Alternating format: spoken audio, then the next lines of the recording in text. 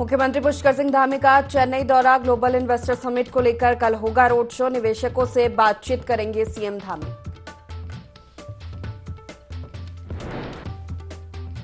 आंदोलनकारियों के आरक्षण बिल का मामला। विधानसभा ने प्रवर समिति का कार्यकाल 2 माह बढ़ाया। विपक्ष ने सरकार की मंशा पर उठाए सवाल। उपराष्ट्रपति जगदीप धनखड़ आएंगे उत्तराखंड। 27 अक्टूबर को बद्रीनाथ धाम पहुंचेंगे उपराष्ट्रपति। तैयारी में जुटा जिला प्रशासन।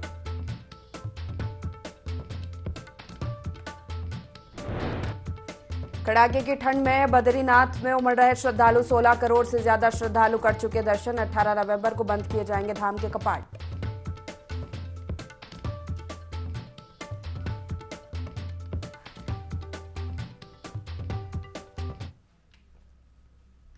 नमस्कार, बहुत स्वागत है आपका। देवभूमि लाइव देख रहे हैं आप। मैं हूं आपके साथ प्रिशिता शर्मा। बुलेटिन की शुरुआत करते हैं। हाल ही में प्रधानमंत्री नरेंद्र मोदी उत्तराखंड दौरे में आए थे, जहां उन्होंने कई करोड़ की योजनाओं की सौगात प्रदेश को दी, जिस पर प्रदेश के पूर्व मुख्यमंत्री हरीश रावत ने बयान दिया और पीएम मोदी के दौरे को राजनीति से प्रेरित बताते हुए उन पर जमकर निशाना साधा और सरकार पर नैनी सैनी हवाई अड्डे की अनदेखी का आरोप लगाया। साथ ही उन्होंने टनकपुर बागेश्वर जौलजीबी रेलवे लाइन का मुद्दा उठाते हुए कहा कि प्रधानमंत्री मोदी इसके निर्माण की स्वीकृति भी कर देते तो अच्छा रहता। वहीं उन्होंने कहा कि पीएम मोदी ने यहां आकर जागेश्वर की पूजा की, लेकिन मोदी सरकार ने जागेश्वर में लगने वाले योग मेले को भी बंद कर दिया।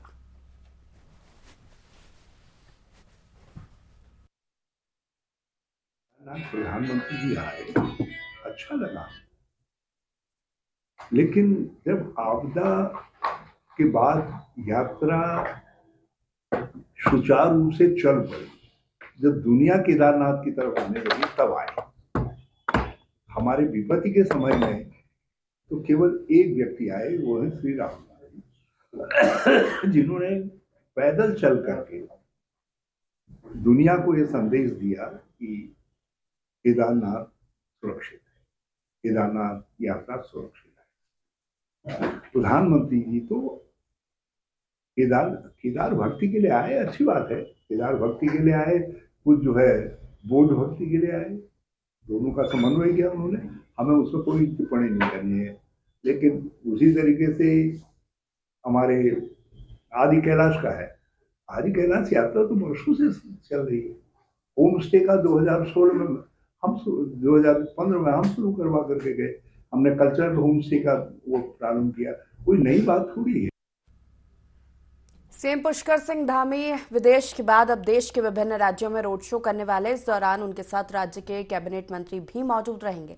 इसके तहत सीएम धामी चेन्नई में रोड शो करेंगे, जिसमें कैबिनेट मंत्री सतपाल महाराज भी शिरकत करेंगे। इस अवसर पर भाजपा प्रवक्ता विपिन कैंथोला ने कहा कि उत्तराखंड में किस तरह से औद्योगिक विकास हो सके, उसको लेकर उत्तराखंड सरकार काम कर रही है। दिसंबर में ग्लोबल इन्वेस्टर समिट होने जा रहा है, जिसको लेकर धामी सरकार तैयारियों में जुटी है।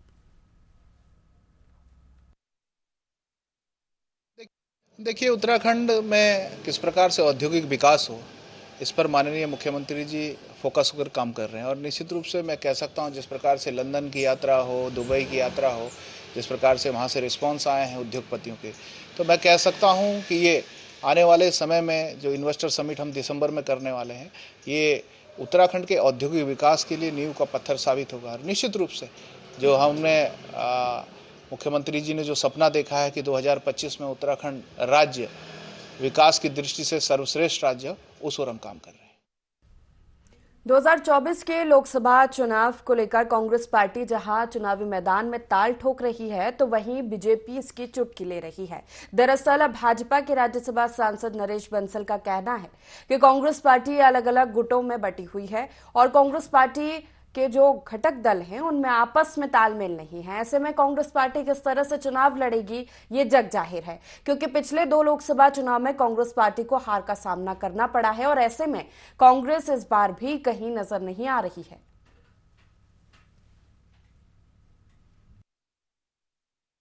सब दावे ठोपेंगे, ये चलने वाला नहीं है। इसमें हर एक महत्वाकांक्षी है और आपस में इनका कोई संवाद ठीक से होता नहीं है।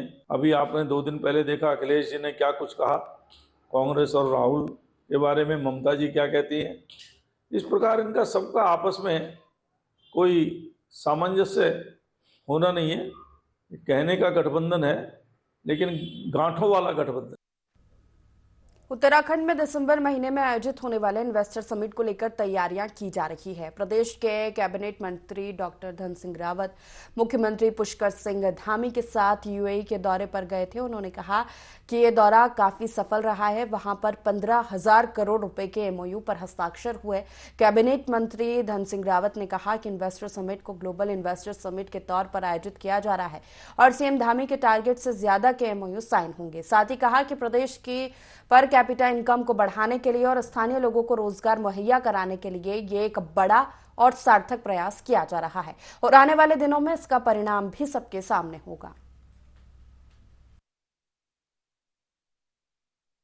इस समिट की खूबी यह है कि ये पूरा ग्लोबल हो रहा है। और अभी हम जब दुबई गए थे और शारजाह गए थे, वहाँ पे लगभग 15,000 करोड़ रुपए का एमओयू है। और मैं कह सकता हूँ कि उत्तराखंड की आर्थिकी के लिए और पर कैपिटल आय के लिए जो है इस बार का जो हमारा निवेशक समिट है ये बहुत कारगर सिद्ध होगा। और जो मुख्यमंत्री जी का टारगेट है इस बार हम काफ़ी लोगों को यहाँ लाना चाह रहे हैं। मुझे लगता है कि वहाँ भी बहुत अच्छे लोगों से मुलाकात हुई है। जो रोड शो हुआ वहाँ दुबई में उसमें भी सैकड़ों लोग आए थे। मैं कह सकता हूँ कि राज्य के हित के लिए ये जो समिट है ये बहुत कारगर सिद्ध। हल्द्वानी के प्राचीन रामलीला मैदान में रावण दहन किया गया। इस मौके पर काला ढूंगी विधायक बंशीधर भगत, हल्द्वानी के मेयर डॉक्टर जोगिंदर पाल सिंह रौतेला, नगर मजिस्ट्रेट ऋचा सिंह सहित तमाम लोग मौजूद रहे। बता दें कि रामलीला में रावण वध के साथ रावण का पुतला दहन भी किया गया। वहीं कार्यक्रम में मौजूद हजारों लोगों ने जय श्री राम के नारे लगाए। वहीं जगह जगह पुलिस प्रशासन भी मुस्तैद रहा।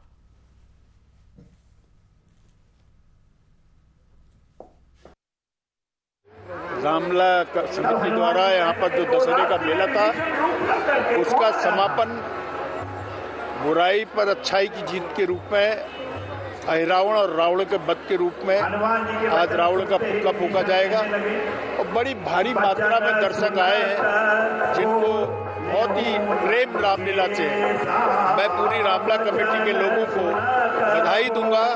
यहाँ के सिटी मजिस्ट्रेट है इनकी भी व्यवस्था को दूंगा बधाई कहूँगा कि एक बहुत अच्छा कार्यक्रम हल्द्वानी के सेंटर में ये 140 वर्षों से रामला हो रही है। बहुत प्राचीन रामला है, आज भी हो रही है। मैं सबको बधाई देता हूँ। चंपावत के बाराकोट में 5 दिवसीय लड़ीधुरा महोत्सव का आयोजन किया गया। 5 दिन तक चलने वाले इस महोत्सव में चित्रकला, निबंध, भाषण, प्रश्न मंच, प्रश्नोत्तरी, घड़ा फोड़, रस्सा कस्सी, मैराथन दौड़ समेत कई खेलकूद और सांस्कृतिक प्रतियोगिता का आयोजन किया गया। इस अवसर पर स्वयंसेवी संस्थाओं और सांस्कृतिक दलों ने आकर्षक झांकियां निकाली। महोत्सव के स्कूली छात्र स्थानीय लोगों अध्यक्ष नागेंद्र जोशी ने बताया कि इस महोत्सव का मुख्य उद्देश्य समाज में फैली विभिन्न कुरीतियों से लोगों का ध्यान हटाने और युवाओं की ऊर्जा को सकारात्मक कार्य के प्रयोग में लाने के लिए किया जाता है।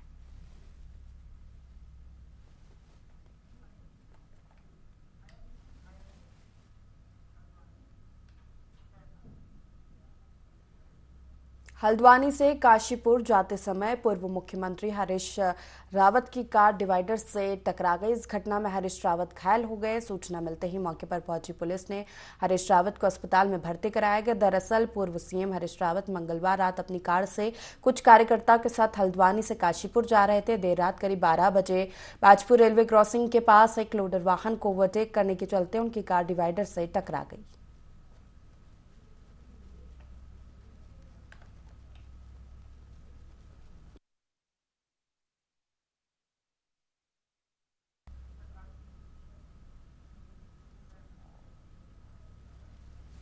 उत्तरकाशी में मजदूर श्रम विभाग के खिलाफ 48 दिन से धरना प्रदर्शन कर रहे हैं।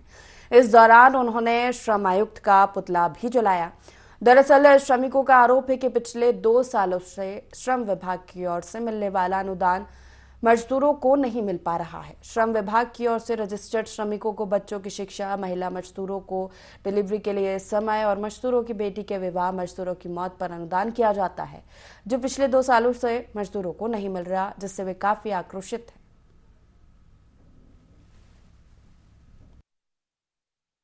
तो के पतला जगाने के हमारे जो मजदूर के मृत्यु का आवेदन लगा रखा है और छात्रवृत्ति का आवेदन लगा रखा है, शादी का आवेदन लगा रखा है। हमारे जो आयुक्त है हमारी कोई सुनाई नहीं कर रहे और इसी के कारण से हमने पुतला जगाया उनका कि हमारी कोई सुनाई करेंगे। सर उनका तो न तो हम लोगों का कोई फ़ोन उठाते हैं, न कोई उनका कोई आश्वासन आ रहा है। ये हमारे श्रम आयुक्त इस केस में बैठते हैं, करीब 2-2.5 साल हो गए और मृत्यु हेतु सब पहले जो वहाँ पे अटका रखी है। आज हमारा जो धरने का 48वां दिन है और आज से जो हमारा जो 2-2 आदमी जो कर्मिक अनशन में बैठेंगे। आज जो हमारे साथ जो अभी लक्ष्मा देवी हैं, सकू देवी हैं, आज के ये हैं और कल शाम से इन्होंने खाना नहीं खाया है और कल सुबह तक जो 10 बजे के बाद ही ये खाना खाएंगे। खानपुर रेंज के गांव नोगरा ग्रैंड गांव में गन्ने की फसल को जंगली हाथियों ने रौंद कर तहस नहस कर दिया, जिसके बाद स्थानीयों ने इसकी जानकारी वन विभाग और उच्च अधिकारियों को दी, लेकिन सूचना के बाद भी कोई अधिकारी वहां नहीं पहुंचा, जिस वजह से ग्रामीणों में काफी आक्रोश है। ग्रामीणों का कहना है कि पिछले कई सालों से जंगली जानवर फसलों को बर्बाद कर रहे हैं, लेकिन कोई भी अधिकारी इस ओर ध्यान नहीं दे रहा है, जिससे परेशान होकर ग्रामीणों ने चेतावनी देते हुए कहा कि अगर जल्दी संबंधित अधिकारियों ने इस ओर ध्यान नहीं दिया तो उन्हें मजबूरन बड़ा आंदोलन करना पड़ेगा, जिसकी जिम्मेदारी शासन प्रशासन की होगी।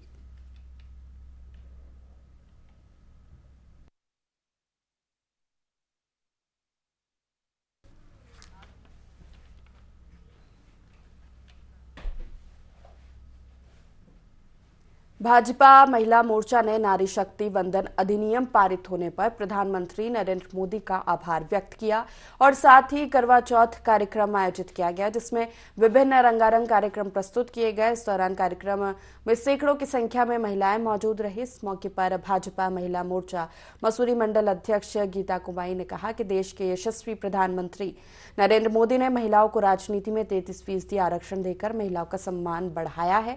उन्होंने प्रधानमंत्री का आभार व्यक्त करते हुए कहा कि भाजपा हमेशा मातृशक्ति को बढ़ावा देती रही है और आज महिलाएं पुरुषों से कंधा मिलाकर चल रही है।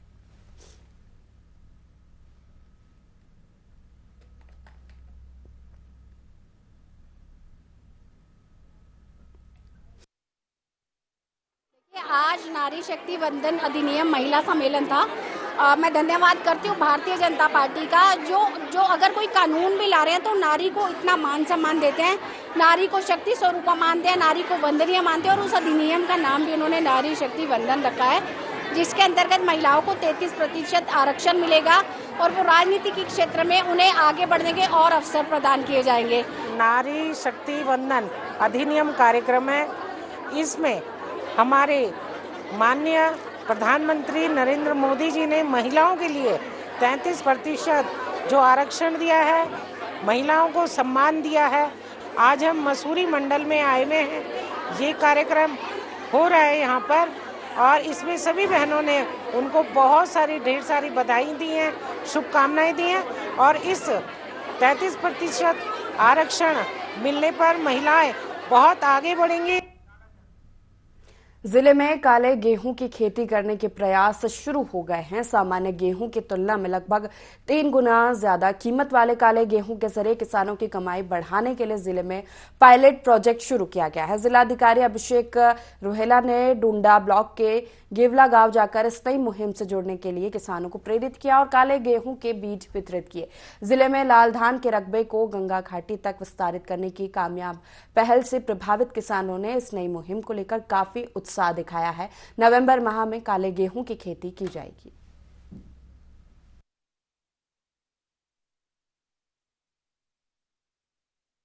काले गेहूं पे हम एक प्रदर्शन यहाँ पे आयोजित कर रहे हैं और इन प्रदर्शनों को जो है जो हमारी महिला मंगल दल है और जो NRLM के समूह हैं उनके माध्यम से ये प्रदर्शन कराए जा रहे हैं। हर एक किसान को आधे नाली का जो है यहाँ पे बीज माननीय जिलाधिकारी महोदय के द्वारा जो है निःशुल्क वितरित किया गया है। और भविष्य में जो है इसका किस तरह से इसको लगाया जाएगा और इसमें क्या जो है उसका भी प्रशिक्षण जो है यहाँ पे आयोजित। आज गेवला गांव में काले गेहूं के प्रदर्शन हेतु यहाँ गेहूं के बीज का वितरण किया गया है। साथ ही साथ किसानों से कृषि कार्यों को लेकर एक बृहद चर्चा भी हुई है कि किस प्रकार से आगे कृषि के कार्यों को किया जाए और सरकार के द्वारा क्या कुछ इसमें सुविधाएं उपलब्ध कराई जा रही हैं, उसके बारे में भी कृषि विभाग द्वारा जानकारी दी गई है। उम्मीद है हमारे प्रयास और जो एक्सपेरिमेंट है जरूर सफल होंगे।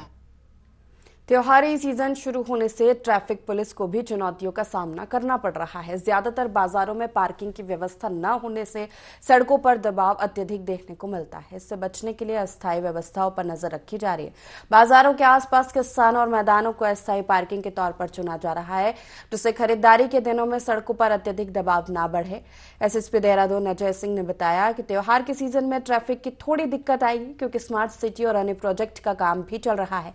इसी को देखते हुए पुलिस ने सभी विभागों से मीटिंग की है और पार्किंग की व्यवस्था की जा रही है।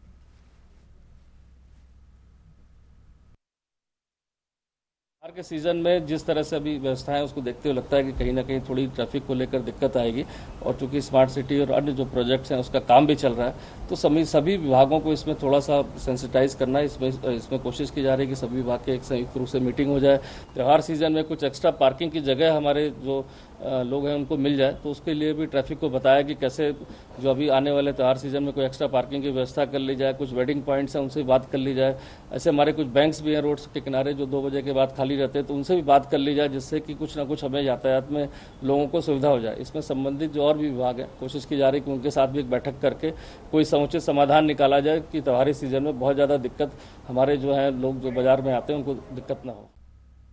लोहाघाट में जनता और फायर सर्विस के जवानों की जान के साथ सीधा खिलवाड़ किया जा रहा है। दरअसल शहर में बिना फिटनेस के 20 साल पुराने फायर ब्रिगेड वाहन धड़ल्ले से दौड़ रहे हैं, जबकि नए नियमों के अनुसार 15 साल पुराने सरकारी वाहनों को सरेंडर किया जाना चाहिए। आरटीओ का कहना है कि इस मामले को लेकर फायर ब्रिगेड विभाग को नोटिस भेजा जा रहा है। तो वहीं अग्निशमन अधिकारी ने बताया कि लोहाघाट में आग बुझाने के लिए कोई अन्य वाहन नहीं है, जिस कारण मजबूरी में उन्हें पुराने वाहनों को चलाना पड़ रहा है।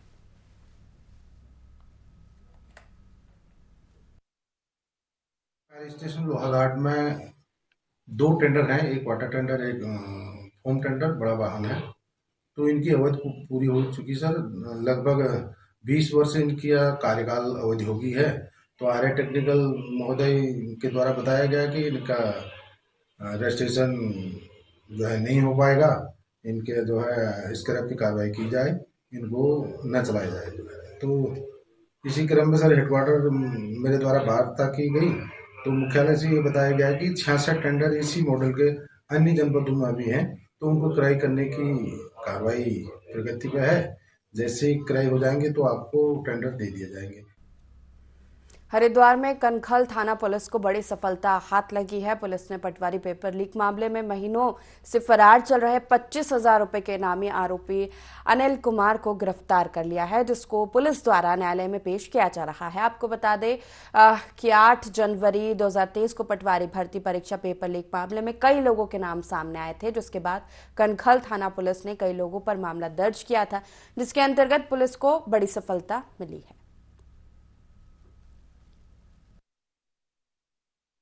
जो घोटाला हुआ था उसका जो एक मुख्य आरोपी अनिल कुमार और अनिल ओजस्वी, जो 25,000 का हमारा इनामी भी था, उसको कल कनखल पुलिस और एसओजी के संयुक्त अभियान से पकड़ा गया है। और इस पे इन मुकदमों के अलावा गैंगस्टर एक्ट में भी कार्रवाई लंबित चल रही थी और इसकी पुलिस को लगातार तलाश थी। ये लगातार अपने ठिकाने बदल रहा था। कल इसको पकड़ा जा चुका।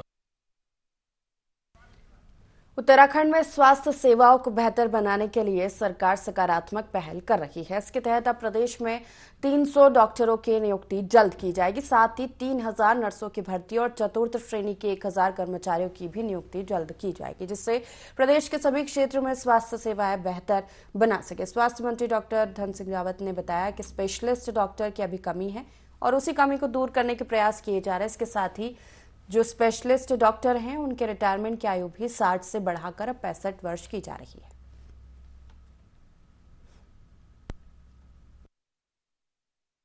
डॉक्टर हमारे पास सरप्लस हो गए हैं और अभी हम लगभग 300 डॉक्टरों की नियुक्तियां और करने जा रहे हैं, लेकिन अभी स्पेशलिस्ट डॉक्टरों की हमारे प्रदेश में कमी है। इसके लिए भी हमने एक योजना बना रखी है। एक तो स्पेशलिस्ट डॉक्टरों का अलग कैडर बना रहे हैं, जो 60 साल में रिटायर्ड हो जाते हैं उनको अब हम 65 साल करने जा रहे हैं, ताकि स्पेशलिस्ट डॉक्टरों की कमी दूर हो जाए। तीसरा यह है कि हर व्यक्ति को आयुष्मान कार्ड बनाने के लिए हमने कहा है कि ताकि 5 लाख रुपए तक उसका इलाज फ्री हो जाए। और अभी 3,000 नर्सों की हम नियुक्तियां करने जा रहे हैं। अभी हम 1,000 एएनएमओ की नियुक्ति कर चुके हैं, एएनएम लोगों की, और 2,500 हम चतुर्थ श्रेणी के कर्मचारियों की भी नियुक्ति करने जा रहे हैं। खबर उत्तरकाशी से है, जहां विजयदशमी के अवसर पर यमुनोत्री धाम के कपाट बंद करने की तिथि घोषित कर दी गई। मां यमुना के कपाट 15 नवंबर को भैया दूज के बाद 11:57 पर अभिजीत मुहूर्त में बंद कर दिए जाएंगे। इसी दिन मां यमुना की उत्सव डोली भगवान सोमेश्वर की अगुवाई में शीतकालीन प्रवास स्थल खरसाली के लिए प्रस्थान करेगी।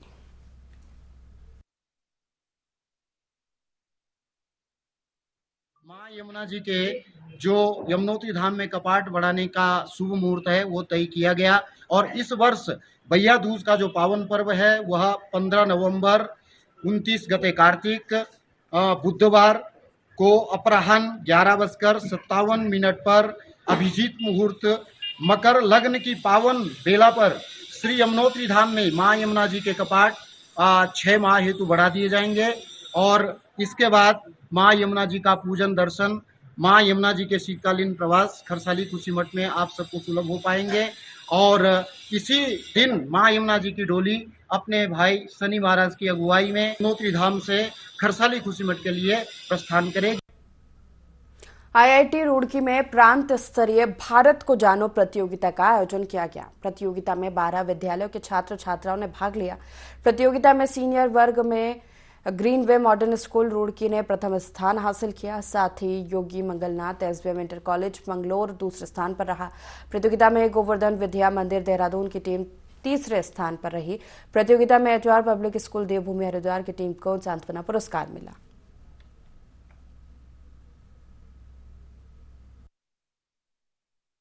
आप जानते हैं और ये सर्वविदित है कि भारत विकास परिषद एक राष्ट्रीय संगठन है जो पूरे देश भर में संस्कार और सेवा कार्यों से हम समाज सेवा करते आए हैं। और हमारे ऐसे बहुत से महत्वपूर्ण प्रकल्प हैं, जैसे कि आज जो हमारा ये कार्यक्रम हुआ है भारत को जानो प्रतियोगिता, ये 4 स्तरों में होता है। शाखा स्तर आज हुआ है, दूसरे नंबर का प्रांतीय स्तर, और जो विजेता टीम जाएगी वो क्षेत्रीय स्तर पर और फिर राष्ट्रीय स्तर पर।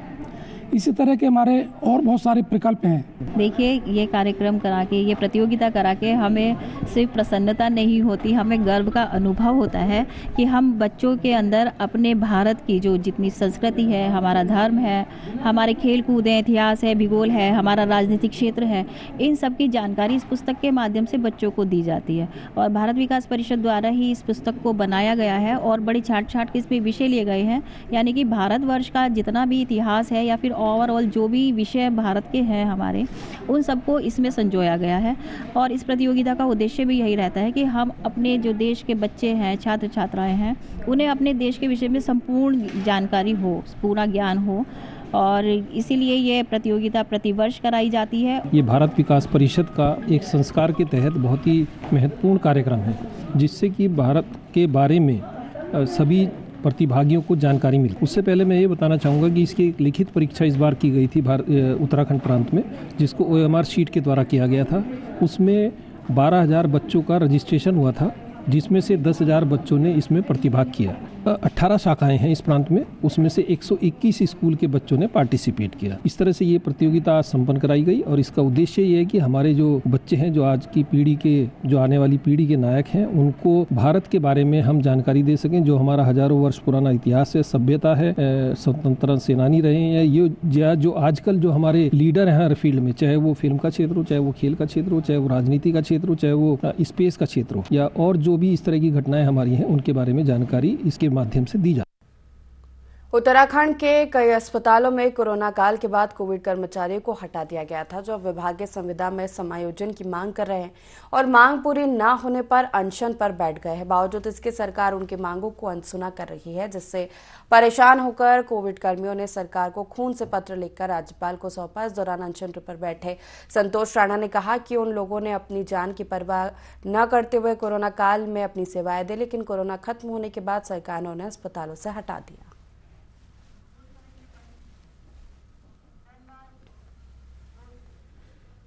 इसी के साथ फिलहाल देवभूमि लाइव में इतना ही। लगातार खबरों के लिए देखते रहिए IND24। नमस्कार।